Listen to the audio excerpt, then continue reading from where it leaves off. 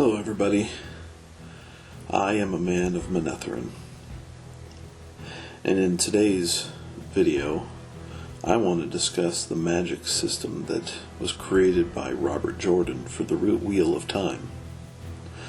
This is a magic system that has been utterly destroyed by the television show, that is not just in its visualization but more so the operation of it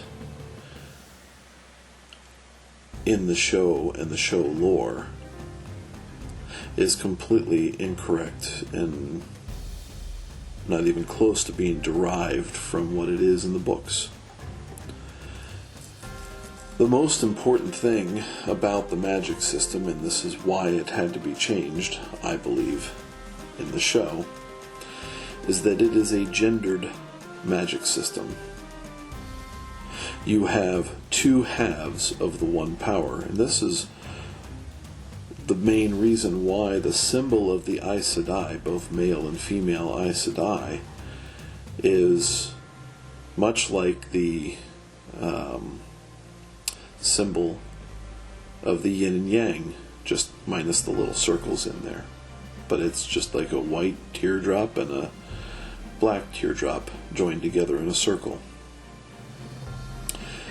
These gendered systems, or halves of the power, of the one power, are called saidin for the men and saidar for the women. And when we talk about the use of these flows, the use of the flows cannot be seen by the opposite gender. And they cannot be seen by those who cannot touch the true source. Only the results of the flows can be witnessed by absolutely everybody. So if a man is creating a fireball to hurtle at something, a woman cannot watch him weave that fireball together, but can only see him hurl that fireball. Same thing as if a man who cannot channel, he cannot see it until that fireball is there and being thrown. And this is a really interesting system, because what we end up seeing is that it's called weaving. You have to weave your flows. So when we consider that, if we look at someone who makes a curtain, or makes a carpet, or even knits together a blanket, each one of those motions is intentional and thoughtful. Because without the intentional movements of those weavings, you don't end up with a blanket. You'll end up with a pile of yarn.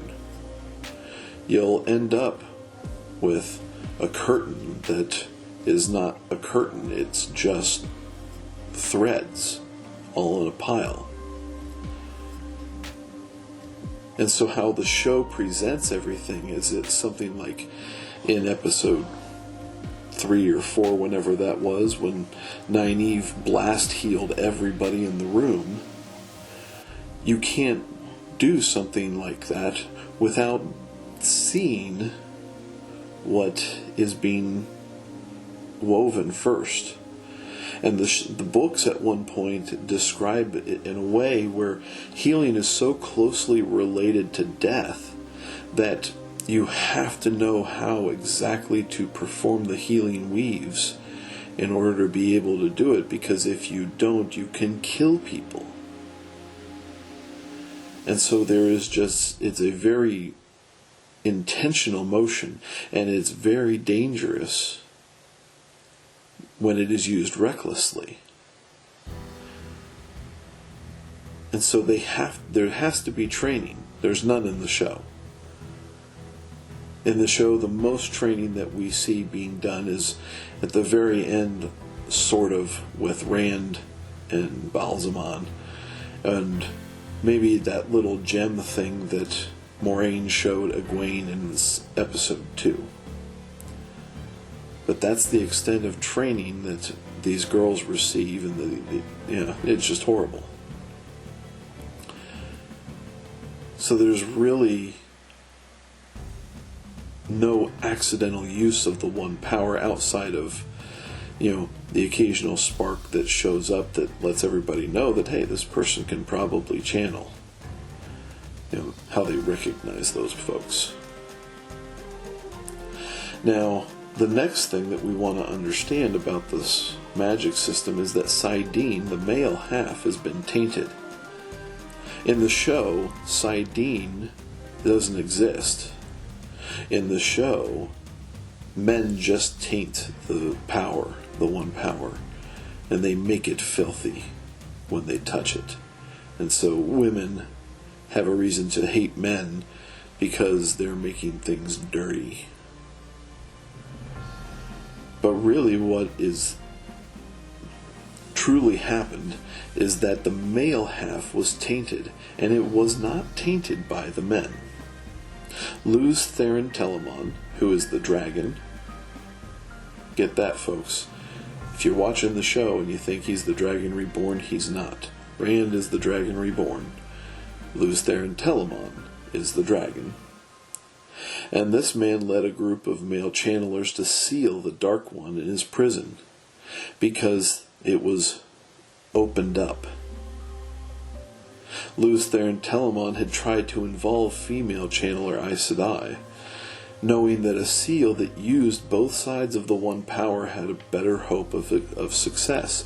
He wanted the men and the women to be working together to seal away the Dark One and to seal away the Forsaken.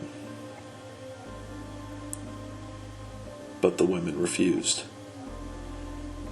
And so when we get to the battle where Luz Theron Telamon and his channelers are struggling to seal the Dark One, it was what I would categorize as a pseudo-success.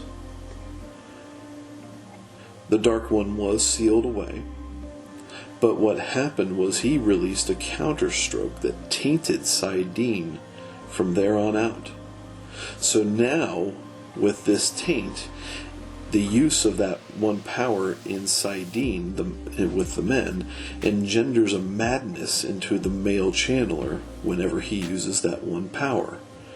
And some resist it for long periods of time, and some can't resist it at all, and they go mad. And so the more that it's used, the more the individual also has to fight the madness. And so men are naturally fighting two things when they channel. This is what makes the magic system really interesting. In the third book, if I recall right, Rand is sitting down with Egwene and Elaine, and they're trying to help train Rand, but they quickly learn that helping train him is quite impossible. When, for women, touching the true source is something that's euphoric, and they submit to it, and they just love being, nurtured by it. In the same vein, it's also dangerous because the women can draw too much of it and burn themselves out, which is really just cutting yourself off from the ability to touch the true source, when that leads to deep depression and sometimes even death. For men, however, touching the true source presents an intense struggle. Men have to wrestle with the power and subdue it. They can't just let it take them over. So they have to fight for control of Saidin. And they also, at the same time, have to fight against the madness that comes with it, that the Dark One put there. This madness eventually took control of Luz Theron Telamon. I'm not aware of at the moment how quickly it took control of him, but Afterwards, he literally broke the world, reshaping it drastically because he was that powerful, and he was drawing on an immense amount of saidin. And this is why, because it's the male half that is tainted, this is why the dragon cannot be a woman, unlike what the show says. The madness is why the thought of the dragon reborn is so feared, because if Lews Therin wasn't mad, he wouldn't have broken the world, he wouldn't have destroyed it. But it's the madness that caused the breaking of the world, and is why the reborn dragon is such a concern. And even the revelations of false dragons that roam the world occasionally are cause for great concern, because people understand that destruction and death come in their wake, because these are men who can channel, and the madness follows. And so this is really just kind of a surface level touching of the magic system, but it is really an interesting magic system in its simplicity, and it really is very well fleshed out in the books. Men and women have different roles, and I can sarcastically sit there and say, wow, really? Who knew? Much like in real life. But in the TV show, it seems that they want to sit there and say there can be no differences between men and women. There can be no differences between their abilities to touch the power, or their abilities of how much power they can channel. That even the strongest female Aes Sedai they cannot be weaker than male Aes Sedais, because that's just not fair. But this is the system that was written. And if you want to present honestly the system that is written, the world that is dreamed up by Robert Jordan, then you should be honest with the magic system that he created for it as well.